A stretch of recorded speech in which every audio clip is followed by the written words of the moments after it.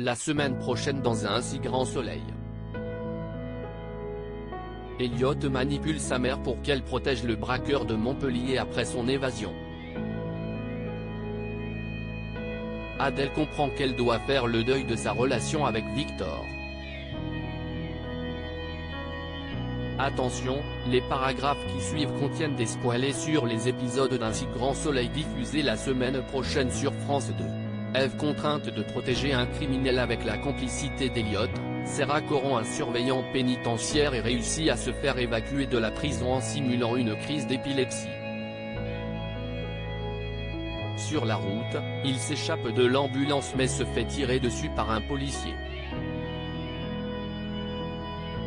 Blessé, il parvient à s'enfuir et se réfugie chez Ève.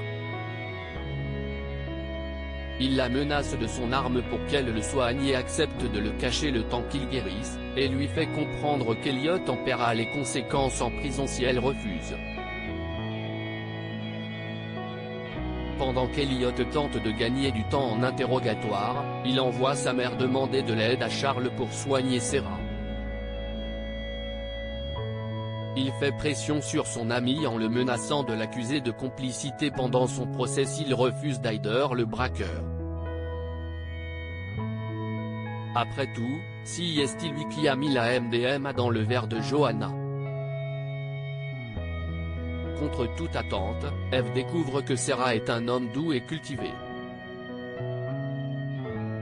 Au parloir avec Elliot, elle perce à jour les mensonges de son fils pour la contraindre à trouver la somme d'argent pour faire évader Sarah.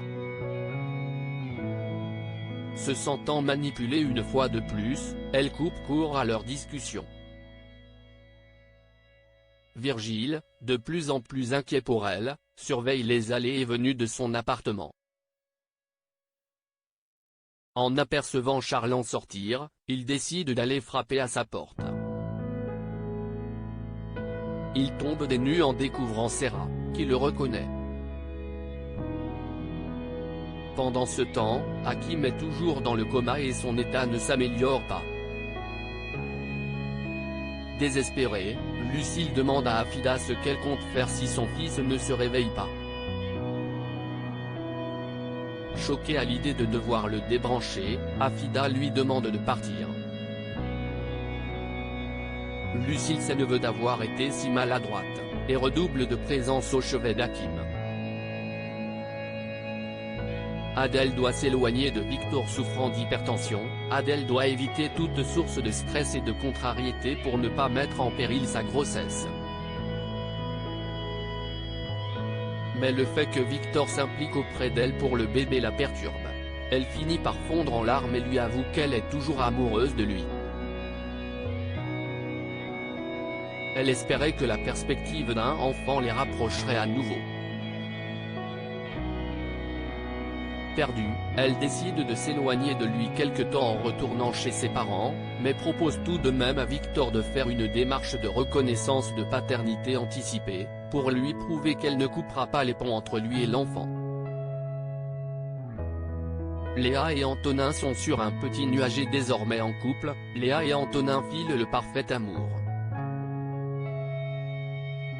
Lorsque Léa lui propose de venir chez elle en l'absence de son père, Antonin angoisse à l'idée de faire sa première fois en raison de son handicap. Il fait part de ses doutes à Dylan, qui tente de le rassurer. S'ils sautent le pas ensemble pour les bonnes raisons, tout se passera bien. En effet, les deux amoureux couchent ensemble et ne sont que plus complices. Pendant ce temps, Arthur, souffrant toujours du rejet de Léa, broie du noir et refuse de sortir de sa chambre. Théo tente de lui changer les idées, mais ce n'est pas une mince affaire.